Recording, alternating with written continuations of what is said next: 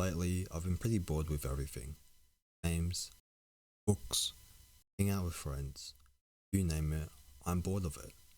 Even manga, which has never disappointed me for the last 8 years. So, I decided to venture into a different trope, something new and unfamiliar. Reincarnation into the villainous. I've initially seen a bunch of these mangas and manhwas floating around on the sites that I've read. However, I just dismissed them as I thought they weren't my cup of tea. When I was scrolling one day, I came across something that looked like they had potential.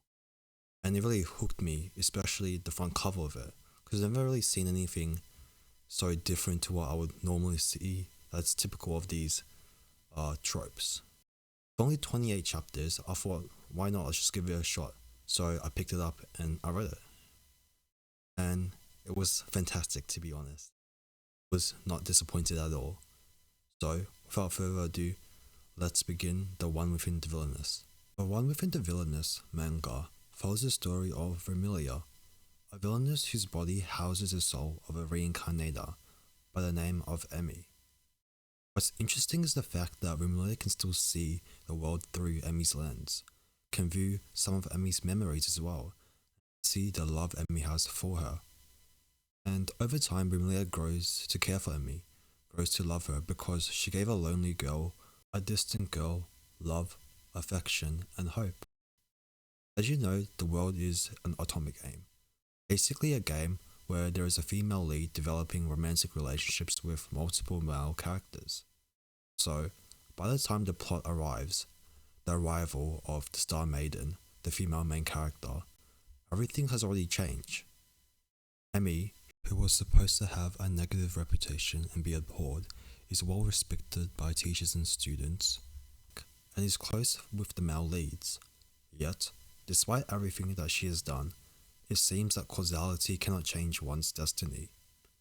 With the Star Maiden being a transmigrator herself, slowly the fragile hope that Emmy has starts to crumble.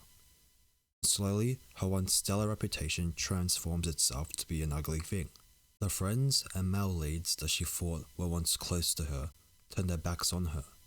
With assistance from illegal items, the deplorable Star Maiden, Pinna, manipulates everyone to do her bidding. Now Emmy is in complete despair, a scapegoat for all. Yet, there is still one person by her side, Remilia, always watching, always waiting. And by the time Emmy's psyche crumbles, and her soul enters a restless and deep slumber, Remilia awakens, fueled by unimaginable vengeance and a burning desire to remake the world into a place where Emmy is loved and is safe in, where she is happy in. Remilia sets off down a path that will undoubtedly end in Emmy's happiness. There are a few things that stand out to me in this manga that I really like, that solidify my love for it. The first one being Remilia and Emmy themselves. Emmy's first appearance is marked by sadness and loss, grieving for a family that she'll never ever see again. Already, there is an aspect of this manga that makes it a bit more grounded to reality than other villainous isekai manga. Furthermore, Emmy's concern for the girl whose body that she is inhabiting is a clear indicator of her character, loving and affectionate, with a deep sense of kindness and goodwill for everybody. Remilia is clearly touched by this concern and easily forgives Emmy's unwilling transgression. And over time, Remilia grows fond of her, as Emmy unintentionally invites her into memories that provide a source of solace for her. It's such a sweet thing to see, to be honest. Emmy's kind-hearted and sincere nature enables her to do many things, yet however, at the same time, it ultimately leads to her exploitation and subsequent shattering of her psyche. But Emmy is certainly not to blame for this. Rather, it is Pinna, the transmigrator that is residing in Pinna's body, that is a catalyst for Emmy's unraveling. Remilia, on the other hand, is a much more colder and ruthless person. Her heart only holds warmth for the person who gave her that hope and affection, who loved her, Emmy. In the following chapters where Remilia takes charge, we see her thoughts are set amidst a black background, clearly foreshadowing her more ruthless personality and more sinister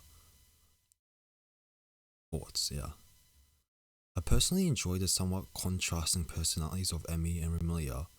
United by a love that can transcend reality, they employ different methods in order for the other's wishes to be filled, coincidentally both the same, just to simply be happy. Emmy's and Remilia's relationship is simply lovely to read, and it's simply so satisfying that both of them get the happy ending. Another aspect of this manga that draws me in is the art. It's simply stunning. I love how Shirame Nazuna draws the facial expressions of characters, especially that of Pina, Emmy, Remilia, and Angel. You can simply see the malice ooze out of Pina, the sickening miasma of jealousy and envy. Almost a repulsive look to her that is ironic of her status as the Star Maiden, to an individual who is prophesied to defeat the evil in the world. Every encounter, her facial expression changes to match your disgust of her. It's honestly fascinating to see such a level of attention to detail, and her end is one befitting of the crimes that she has committed.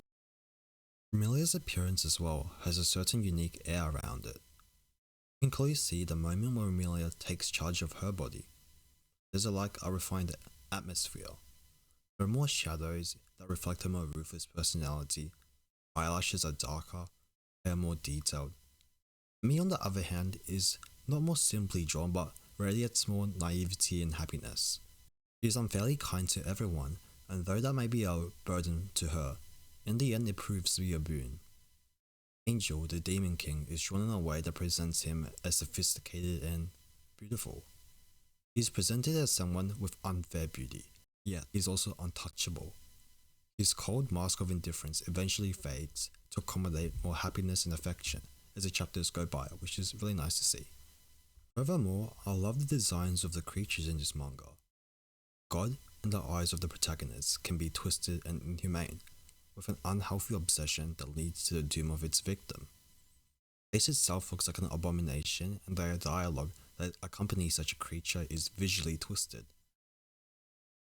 However, gods can be kind and pure as well, evident by the goddess of purity. I think what intrigues me the most about this art style is their interpretation of grief, of anger, of despair.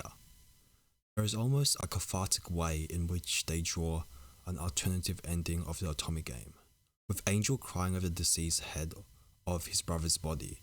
With lines scribbled all over the place, the rough art style is a reflection of his emotions, simply overwhelming and insurmountable his grief is.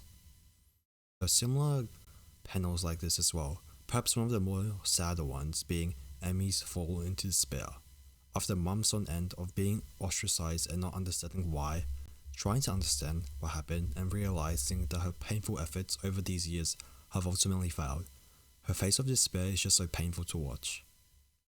But what I love most about this manga is that it's completed. The end is just as satisfying as the start. In my personal opinion, I'm not a fan of manga with a lot of chapters that stretch it on and on and on. So this was a really nice touch to see, and it was a short read, but it was very enjoyable. So I hope you guys enjoyed this one. If it's not your cup of tea, that's fine. Watching and have a great day.